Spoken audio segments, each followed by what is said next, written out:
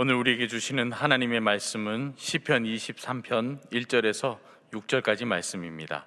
다 함께 일어나셔서 하나님의 말씀을 경청하겠습니다.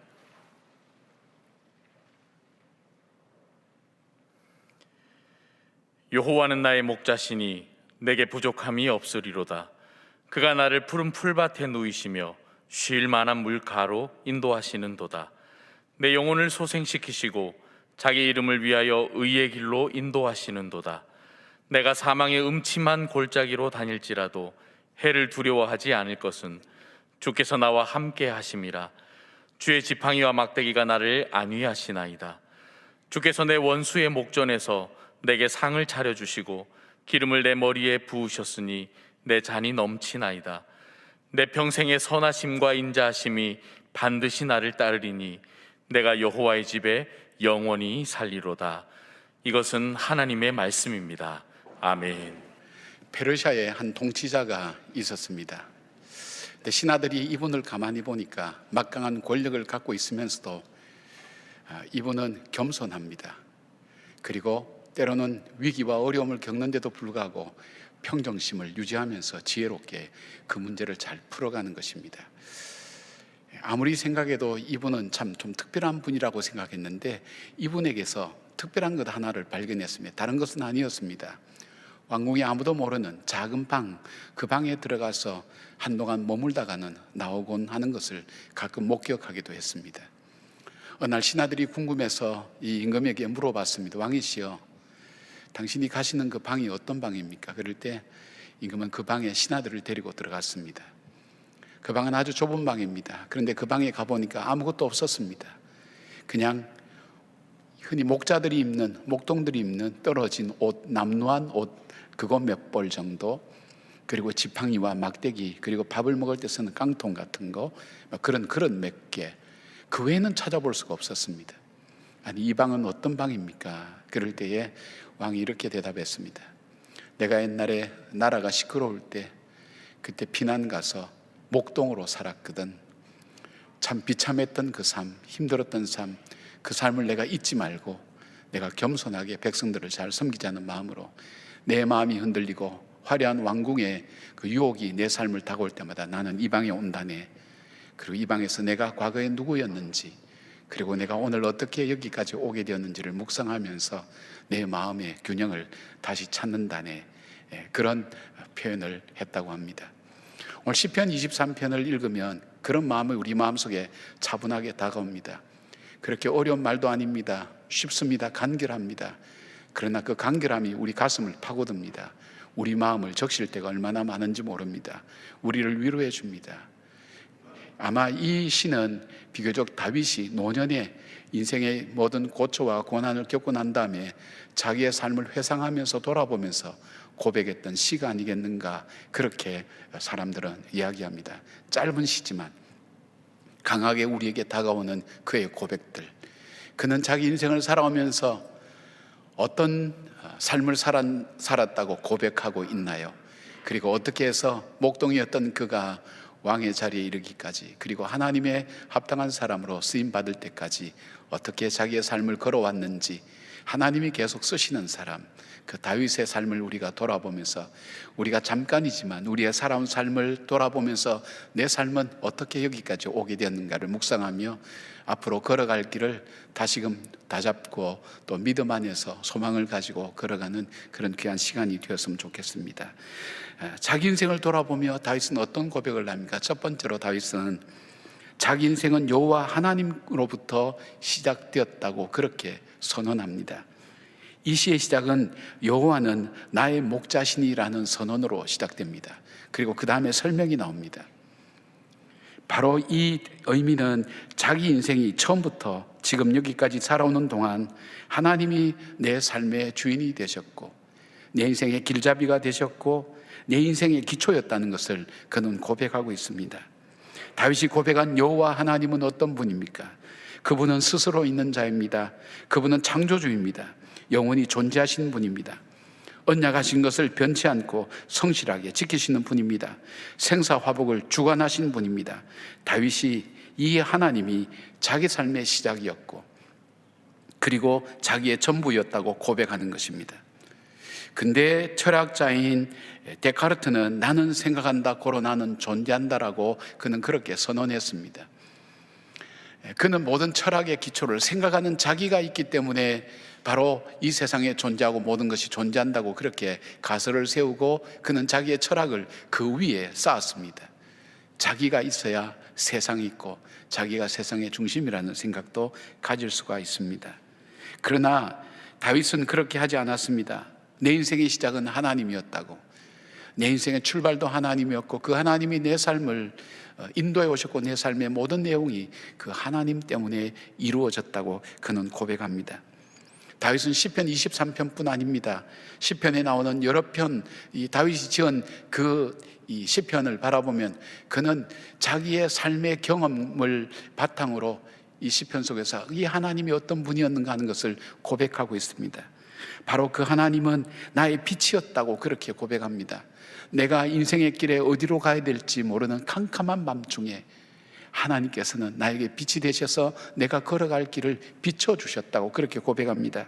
하나님은 나의 구원이셨다고, 절체절명의 위기 속에서 내가 어떻게 살아나야 될지 알지 못하는 그 위기 가운데서도 아무도 도와줄 사람 없는 그 가운데 하나님이 나를 도와주셔서 나를 구원해 주셨다고, 아마 수많은 경험이 이 단어와 표현 속에는 숨어 있을 것입니다. 하나님은 나의 피난처가 되셨다고, 내가 어디로 가야 피할 수 있는지, 쉴 수 있는지, 거할 수 있는지, 그리고 이 위기와 어려움을 극복할 수 있는지 알지 못할 때 주님께서 나의 쉴 곳이 되어주셨고 내가 피할 곳이 되어주셨다고 고백합니다. 그래서 그 주님이야말로 내 인생에게 최대의 복이었다고, 참된 복이었다고 고백합니다. 하나님은 나의 힘이었다고 얘기합니다. 인생의 크고 작은 일들이 내 삶의 의미를 잃어버리게 만들고 더 이상 걸어갈 수 없는 그런 환경 속에 주저앉아 있을 때에 그 하나님이 힘이 되셔서 나로 하여금 다시 일어나게 하셨고 걸어가게 하셨다는 것입니다. 사람들이 나를 공격하고 나를 비난하고 내가 어떻게 해야 될지 알지 못할 때 그 하나님이 친히 나의 방패가 되어주셔서 그것을 막아주셨고 보호해 주셨다는 것입니다. 그 하나님은 반석이었다고, 내 인생에 서 있는 자리가 울렁울렁거리고 요동칠 때에 내가 그럼에도 불구하고 바로 서서 걸어갈 수 있었던 것은 내 인생의 자리가 흔들리고 그리고 무너질 수밖에 없었지만 그 하나님이 내 인생으로 하여금 내 인생의 반석이 되어주셔서 나로 하여금 그 단단한 반석에 서서 바로 걸어갈 수 있도록 하나님이 함께 해주셨다고, 그리고 하나님이 나의 산성이 되어주셔서 나를 높은 곳에 세워주시고 나의 삶을 인도해 주셨다고 그는 그렇게 고백합니다. 내가 내 삶의 주체가 아니었다는 것입니다. 나의 삶의 주체는 하나님이셨다는 것입니다. 제가 다윗의 고백을 열거하면서 여러분은 여러분의 살아온 삶과 연관지어서 한 번씩 생각해 보시기를 바랍니다. 다윗은 인생의 주인을 자신이라고 믿지 않고 하나님이라고 믿습니다. 그러나 세상에는 인생의 주인이 자기 자신이고 자기 자신이 인생을 살아가야 되고 자기가 자기 인생에 책임져야 된다는 생각을 갖고 살아가는 사람이 얼마나 많습니까? 그 생각과 마음은 정말 훌륭하지만 우리의 능력이 그렇게 되지 않는다는 것을 우리는 알아야 됩니다. 자기가 인생의 주인이며 자신에게 자기 인생이 달려있다고 믿고 사는 사람들에 대해서 예수님께서는 누가복음 12장에 어리석은 부자의 비유를 통해서 말씀합니다.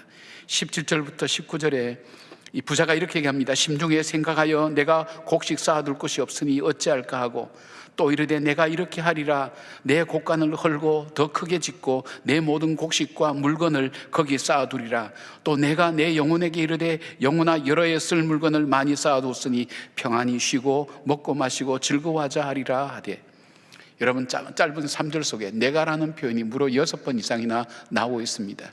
내 소유, 내가 이루었던 것, 나에게 주어진 것, 나에게 주어진 기회, 이 모든 것 내가 만들었고 내 것이었고 내 소유였다, 그렇게 이야기를 합니다. 그리고 또 이렇게 이야기를 합니다. 자기가 이 물질을 가지고 자기 영혼까지도 행복하고 편히 쉬게 만들 수 있다고 그렇게 생각하고 있습니다. 바로 이 사람에 대해서 우리 하나님은 계속해서 이어서 이렇게 말씀합니다. 하나님이 이르시되 어리석은 자여 오늘 밤에 내 영혼을 도로 찾으리니 그러면 내가 준비한 것이 누구의 것이 되겠느냐. 나에게도 젊음이 있습니다. 돈도 있습니다. 매력도 있습니다. 다 가지고 있습니다. 그런데 가장 중요한 그 시간과 생명을 하나님께서 앗아가시면 그 모든 것이 누구 것이 되겠냐 이겁니다. 가장 근본적이고 큰 것을 놓치고 있는 겁니다. 이 부자는 자기가 이루었던 일들, 그것이 자기 능력이었고 그것이 자기의 것이었고 자기가 누릴 수 있다고 생각되었지만, 하나님께서 말씀하시는 것은, 하나님께서 가장 근원적인 우리의 생명을, 시간의 주인이신 하나님께서 이 시간을 거두어 가시면 이 모든 것들이 누구 것이겠느냐? 전혀 쓸 수가 없는 것입니다.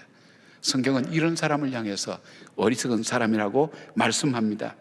시편 14편 1절에는 이렇게 말씀합니다. 어리석은 자는 그의 마음에 이르기를 하나님이 없다 하는도다. 그들은 부패하고 그 행실이 가증하니 선을 행하는 자가 없도다. 선을 행할 필요가 없죠. 하나님이 안 계신데, 내가 내 인생에 대해서 책임을 지고 내가 살아야 되는데, 그리고 내가 지금까지 이룬 것인데, 이 생각을 갖고 있는 사람은 두 가지 중에 한 가지는 꼭 가지고 있습니다. 열등감 아니면 우월감을 갖고 있습니다. 내가 이루었기 때문에 나는 대단한 사람이야, 저 사람들은 능력도 없고 게을러서 못하는 거야, 이런 생각, 우월감을 스스로 갖고 있을 수도 있습니다. 그리고 열등감이 있을 수가 있습니다. 나는 능력이 없어서, 부모를 잘못 만나서, 내 인생에 어려운 일을 겪어서 나는 할 수 없다, 이런 이 열등감을 가지고 불행한 인생을 살아갑니다.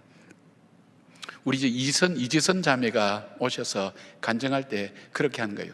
전신 50몇 프로입니까 60% 가까이 3도 화상을 입고 얼굴도 정말 보기 힘들 정도로 힘든 때 자기가 어느 날 그 생각을 했답니다. 내가 사고를 당했다.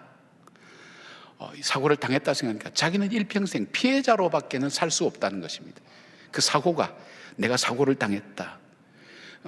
술 먹은 사람이 뒤에서 차를 받아가지고 내 차에 불이 나가지고 그 불에 타서 나는 그 사고를 당했다니까, 자기는 일평생 자기 편 속에 나는 피해자다 하고 그렇게 살 수밖에 없는 것을 어느 날 깨달았다는 것입니다. 그래서 사고를 당했다 표현보다는 사고를 만났다. 왜 만났다고 생각하냐? 만나는 것은 헤어질 수가 있으니까, 떠나보낼 수가 있으니까. 아주 지혜롭게 그렇게 얘기하더라고요. 우리 생각이나 사고가 굉장히 중요한 것입니다.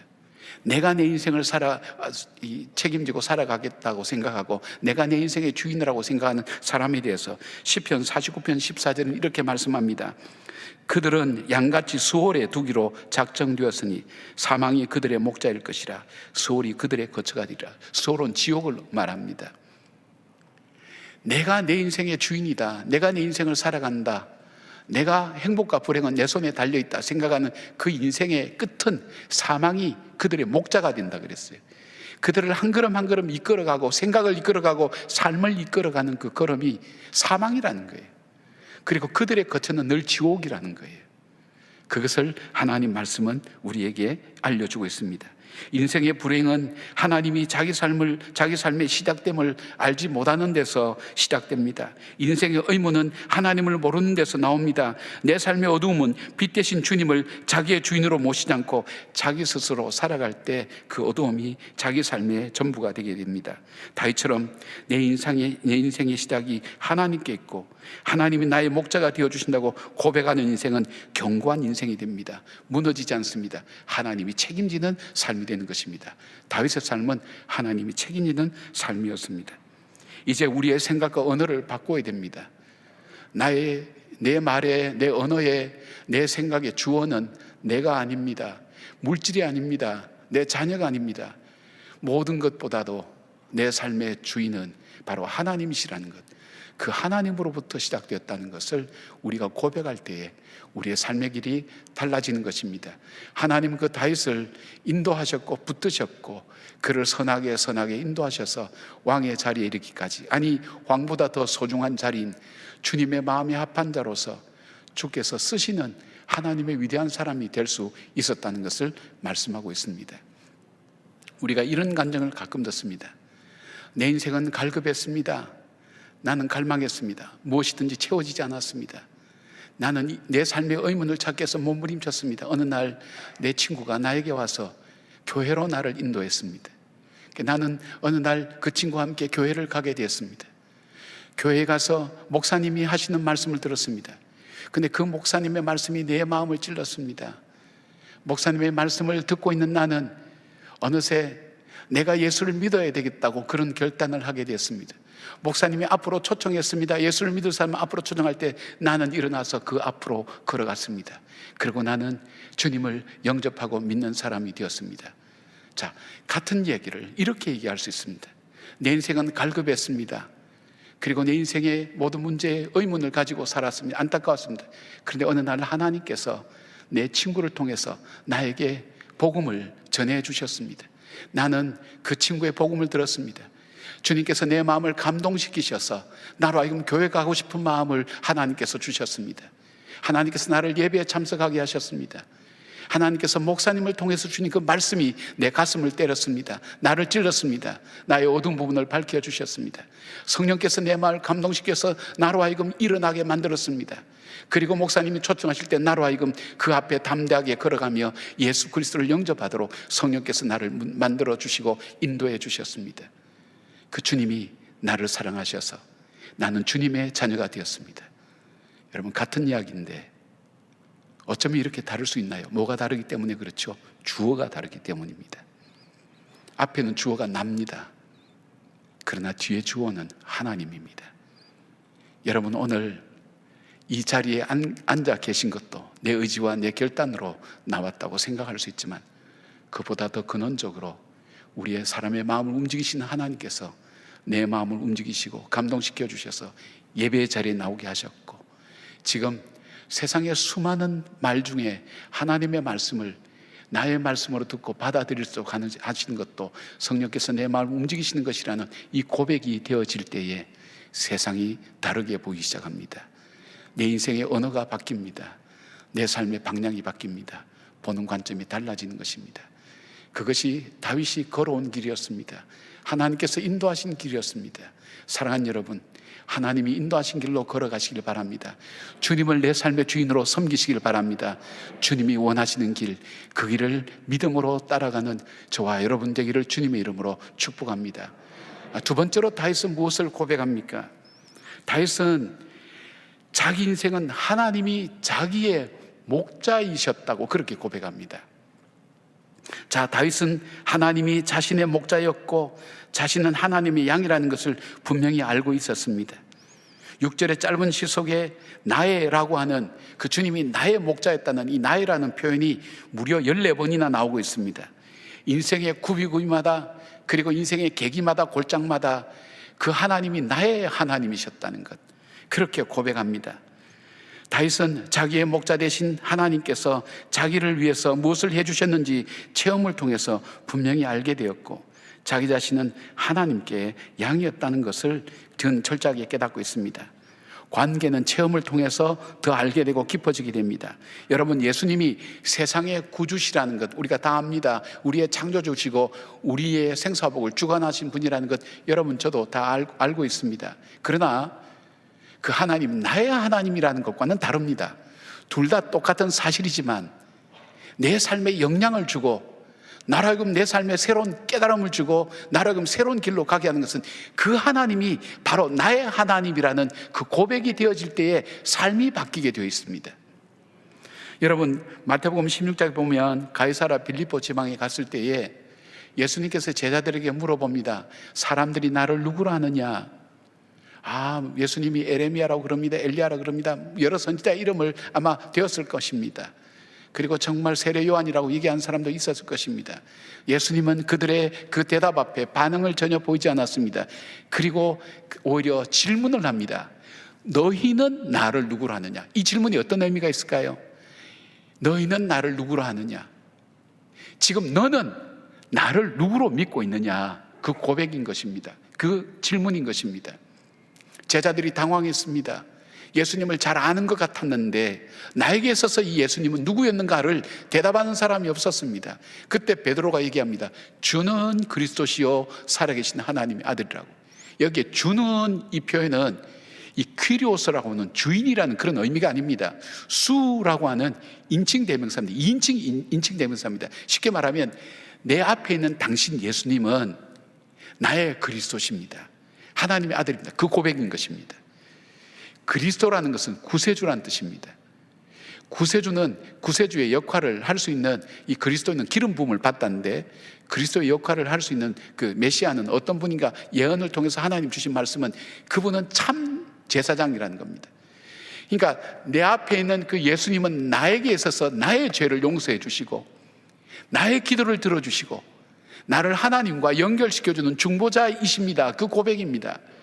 그 예수님은 나의 선지자입니다. 세상에 모든 진리가 있고 들어야 될 많은 말들이 있고 이해가 가고 감동이 되는 많은 말이 있지만은 주님의 말씀은 내 발의 등이요 내 길의 빛입니다. 나에게 생명입니다. 내가 그 말씀이 나를 살립니다. 나의 생명입니다. 소망입니다. 그 뜻입니다.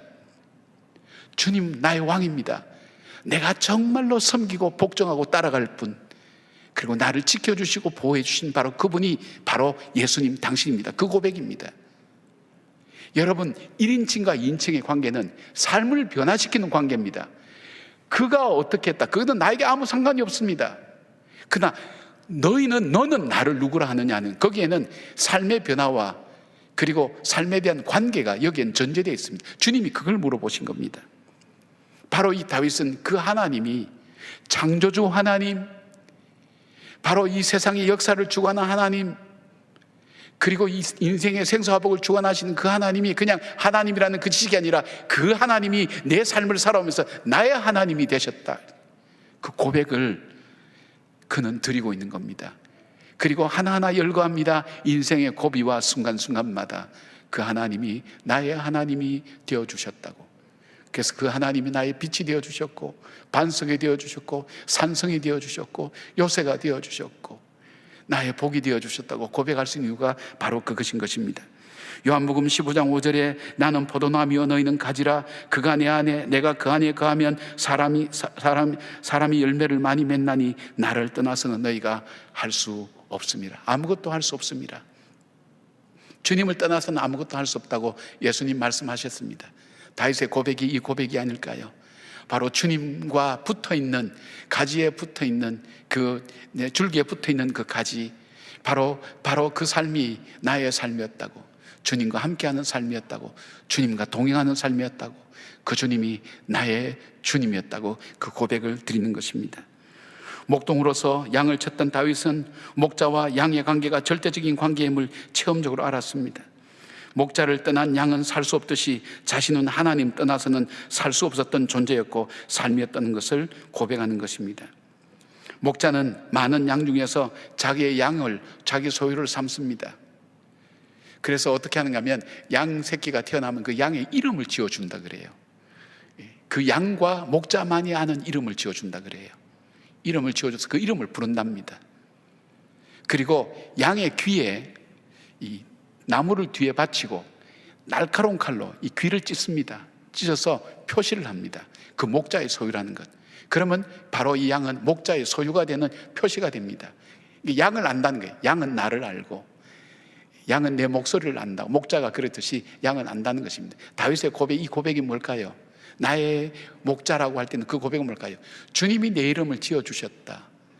이름을 지었다는 것은 내 인생을 인도해 가시고 주관해 주신다는 것. 주님이, 나는 주님의 소유라고, 주님이 나를 잊어버리지도 않고 포기하지 않고 99마리의 양을 두고 한 마리 잃어버린 양을 찾아 해서 찾아오는 그분, 바로 그분이 바로 나의 하나님, 나의 목자였다고 그 고백입니다.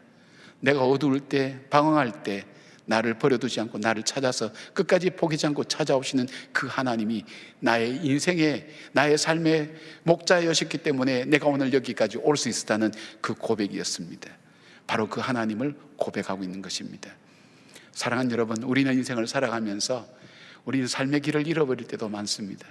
힘들고 지칠 때도 많습니다. 포기하고 싶을 때도 많습니다. 세상에 나 혼자 사는 것처럼 그렇게 힘들 때도 있지만 여호와는 나의 목자시니 그분이 나의 목자라는 사실, 그분이 내 이름을 아시고 그리고 나를 포기치 않고 내가 그분의 소유임을 많은 사람이 알 수 있도록 주님께서 응답하시고 역사해 주시고 찾아주시고 구원해 주시는 그분이라는 그 고백을 다윗은 하나님께 올려드리는 것입니다. 다윗은 또한 자기가 하나님의 양이었다는 것을 그는 고백합니다. 많은 사람이 하나님은 자기 목자라는 것을 아는데 자기가 양이라는 사실을 잘 모르는 사람들이 많아요. 그러니까 어떻게 합니까? 자기를 사자나 곰인 정도 되는 걸로 그렇게 착각하는 거예요. 우리는 아니에요. 나는 양이라는 것을 알아야 돼요. 목자를 떠나서는 살 수 없다는 것을 알아야 돼요. 그 고백이 우리들 속에 있어야 돼요.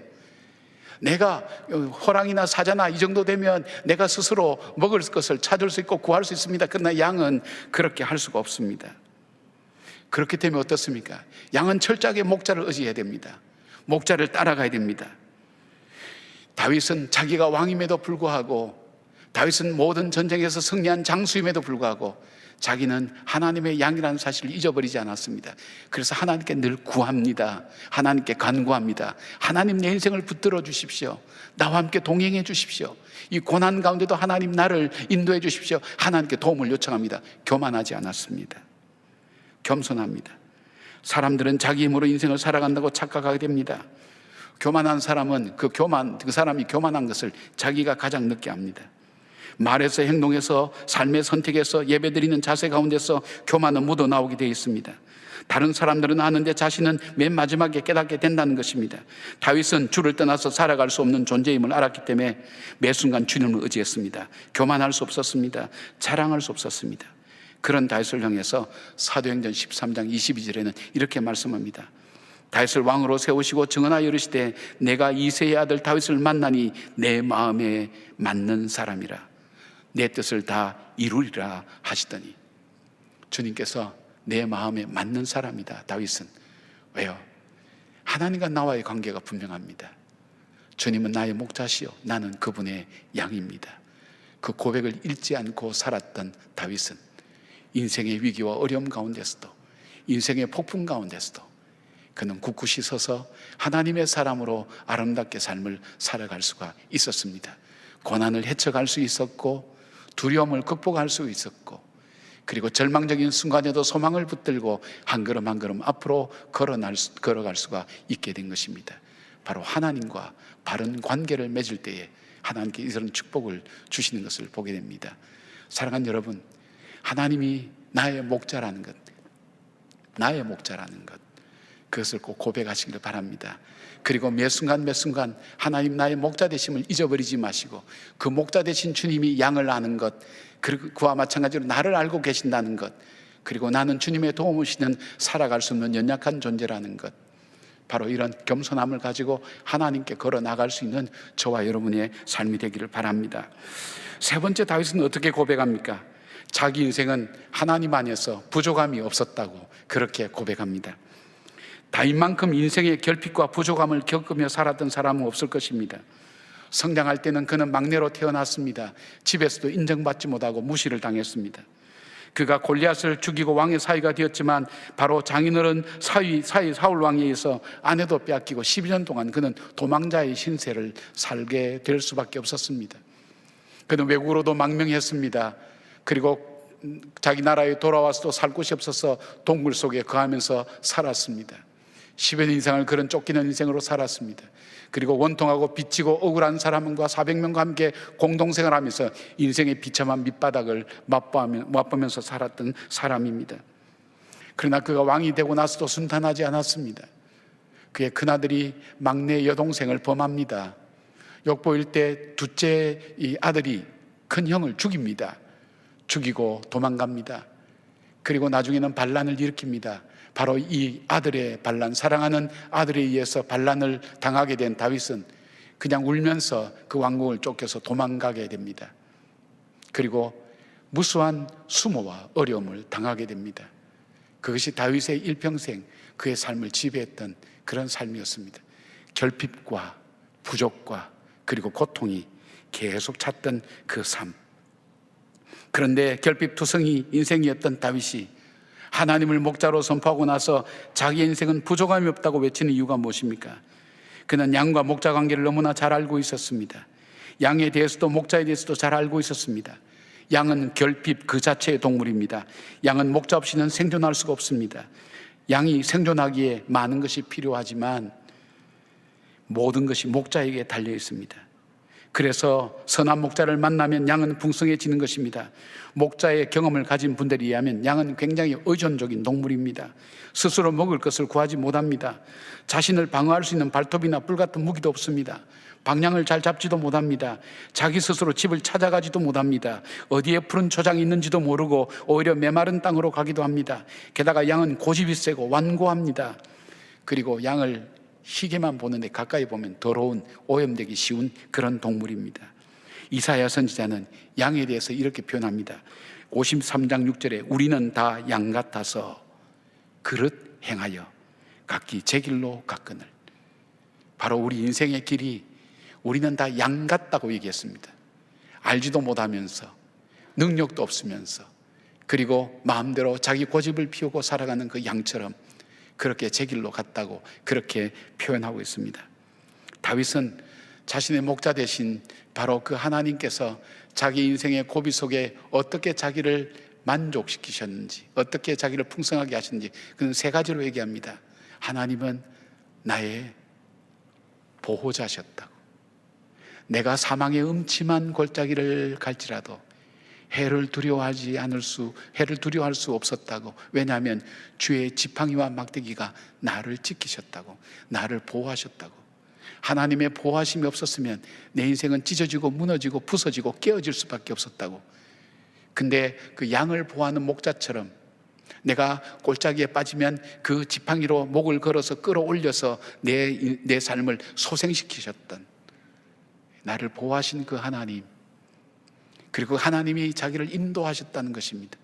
어디에 푸른 초장이 있는지 맑은 물가가 있는지 알지 못하는 먹지 못할 독초가 있는 곳에 먹을 수밖에 없고 병들 수밖에 없는 물을 마실 수밖에 없는 자기에게 목자 되신 주님은 인도하셔서 마음껏 풀을 뜯을 수 있고 시원하게 마실 수 있는 물가로 자기를 인도해 주신 것처럼 자기 인생을 그렇게 채워주셨다고.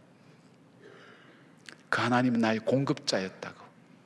내 원수의 목전에서 눈앞에서 밥상을 차려주시듯이 수많은 원수들이 나를 조롱하고 미워하고 비난할 때도 그 하나님 나를 높이 드시고 나를 세워주시고 역사해 주셨다고 그렇게 고백하는 것입니다. 요한복음 10장 10절의 말씀처럼 목자 되신 우리 주님은 우리에게 내가 온 것은 양으로 생명을 얻게 하고 더 풍성히 얻게 하려는 것이라고 말씀합니다. 주님을 나의 목자로 인정하고 사는 사람은 삶에 부족함이 없습니다. 바울은 감옥에서 빌립보서 4장 11절부터 13절까지 이렇게 고백합니다. 내가 궁핍함으로 말하는 것이 아니니라.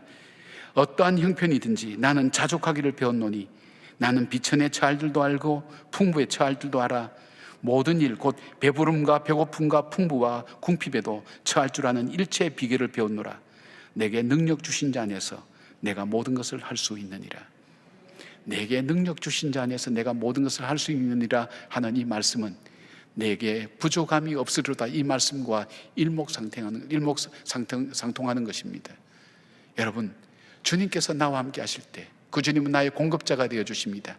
나의 보호자가 되어 주십니다. 나의 인도자가 되어 주십니다. 모세는 가나안 땅을 목전에 둔 바로 이 모압 평지에서 40년간 광야 생활을 한 이스라엘 백성을 향해서 이렇게 표현합니다. 신명기 2장 7절에 내 하나님 여호와께서 내가 하는 모든 일에 내게 복을 주시고 내가 이 큰 광야에 두루 다님을 알고 내 하나님 여호와께서 이 40년 동안을 너와 함께 하셨으므로 내게 부족함이 없었느니라 하시기로. 광야는 부족한 것 투성입니다. 먹을 것도 마실 것도 걸어야 될 신발도 입어야 될 의복도 구할 데가 없습니다. 그러나 한 번도 하나님 그렇게 하지 않았다고 하십니다. 풍족하게 그들로 하여금 그 광야길을 걸어올 수 있도록 하나님께서 양식과 물을 공급해 주시고 발이 부르트지 않도록 하나님께서 인도해 주셨고 독수리가 날개로 업어 자기 새끼를 나르듯 하나님 그렇게 보호하시고 인도하셨다고 그렇게 말씀하고 선포하고 있습니다. 오늘 저와 여러분의 삶 속에 그런 삶이 아니겠습니까? 고달픈 인생길, 힘들고 지칠 수밖에 없는 그 길을 걸어오면서도 오늘 여기까지 올 수 있도록 하는 것은 때를 따라 하나님께서 공급해 주셨고 인도해 주셨고 보호해 주셨던 하나님의 은혜가 아니겠습니까? 그 하나님의 은혜를 고백하는 바로 바울은 바로 이 빌립보서 4장 19절에 이렇게 말씀합니다. 나의 하나님이 그리스도 예수 안에서 영광 가운데 그 풍성한 대로 너희 모든 쓸 것을 채우시리라. 채워주신 그 하나님을 찬양하고 고백하고 있는 것입니다. 어떤 교회에서 성경 암송대회를 하였습니다. 아마 예수를 믿은 지 얼마 안 되는 분이 성경 암송을 하겠다고 시편 23편을 외우겠다고, 뭐 간단하고 외우기도 좋으니까 그렇게 해서 암송대에서 자기 순서가 돼서 나왔습니다. 그가 당당하게 외칩니다. 시편 23편을 외우겠습니다. 여호와는 나의 목자시니 내게 부족함이 없으리로다. 그랬는데 그 다음부터는 갑자기 머리가 하얘지면서 아무것도 생각이 안 나는 거예요. 순간적으로 당황합니다. 처음부터 다시 시작해야지. 다시 시작하겠습니다. 여호와는 나의 목자시니 내게 부족함이 없으리로다. 근데 그 다음이 정말 생각이 안 나는 거예요. 떠듬떠듬 당황하지만 그래도 할 수 없이 나왔으니까 다시 시작합니다. 뭐 얼굴이 벌겋게 달아오면서도 여호와는 나의 목자시니 내게 부족함이 없으리로다. 그렇게 하고 났는데 그 마음속에 찾아오는 마음이 있었어요. 깨달아지는 것이 있었어요. 그렇지, 여호와 하나님이 나의 목자 되시는데 내가 부족함이 뭐가 있겠는가. 그래서 그렇게 얘기합니다. 1절을 외웁니다. 여호와는 나의 목자시니 내게 부족함이 아무것도 없습니다. 그래서 저는 더 이상 외울 필요가 없습니다. 여호와는 나의 목자십니다. 그렇죠. 사람들이 모두 감동도 받고 그 말씀에 대한 의미도 깨달았습니다. 맞습니다. 우리가 필요한 고백이 있다면 여호와는 나의 목자시니 내게 부족함이 없으리로다. 우리는 결핍의 세상에 살고 있습니다. 부족한 것 투성입니다. 어렵고 고난스러운 일들, 위험한 일들이 우리 삶에 계속해서 일어납니다. 인생의 방향을 잡지 못하고 어디로 가야 될지 알지 못할 때, 그 주님이 나의 목자가 되실 때 내게 부정함이 없는 그 인생, 바로 그 인생을 살게 하신 분이 하나님이라는 것을 다윗은 고백하고 있는 것입니다. 다윗의 고백이 아니라 저와 여러분의 고백이 되기를 바랍니다. 힘들고 어려울 때 한숨을 쉬는 것 대신에, 낙심하는 것 대신에 이렇게 읊조려 버리지 않겠습니까? 여호와는 나의 목자시니 내게 부족함이 없으리로다. 그렇게 되뇌이면서 다윗과 함께 하신 그 하나님을 나의 하나님으로 섬기고 그 하나님이 부어주시는 은혜를 체험하며 한 걸음 한 걸음 어려움들을 헤쳐나가고 그리고 담대하게 걸어나가는 저와 여러분의 인생길 되기를 주님의 이름으로 축복합니다. 아멘. 기도하겠습니다. 여호와는 나의 목자시니 내게 부족함이 없다고 고백한 다윗, 자기 인생의 고비고비 그리고 인생의 골짜기 그가 더듬으면서 하나님께서 자신에게 행하셨던 일들을 하나씩 하나씩 기억하며 나의 나된 것은 내가 아니라 하나님의 은혜라고 고백했던 바울처럼 그런 고백을 하나님께 올려드립니다. 다윗만의 고백이겠습니까? 바울만의 고백이겠습니까? 하나님, 오늘 나의 고백이 바로 이러하지 않습니까? 하나님, 내 입술 열어 내 삶의 주어를 바꾸게 하시고 내 삶에 하나님 탄식이 변하여 하나님 주님을 향한 나의 고백과 감사가 되게 하여 주시옵소서. 주님이 나의 목자 되시니 내가 부족함이 없는 하나님께서 부어주시는 공급하심과 인도하심과 보호하심의 놀라운 은혜를 믿음으로 체험하고 하나님이 험한 인생길 광야길을 걸어가는 저희들 될 수 있도록 도와주시옵소서. 주님께서 우리의 빛 되심을 다시 한번 고백하옵고 예수님의 이름으로 기도드리옵나이다. 아멘.